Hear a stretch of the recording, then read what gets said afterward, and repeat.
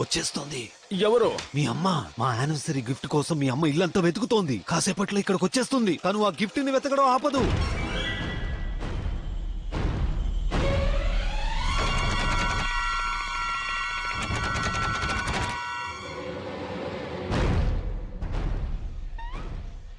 తప్పించుకున్నాం.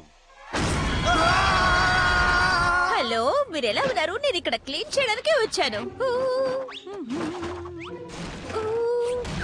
Okay, ఆ gift ఎక్కడ దాచారు? నువ్వు దేని గురించి మాట్లాడుతున్నావు నాకు అస్సలు అర్థం కావడం లేదు. నేను కిక్కుతో ఒక ముఖ్యమైన విషయం గురించి మాట్లాడుతున్నాను.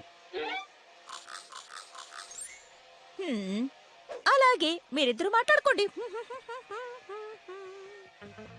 చూసావా తను ఎలా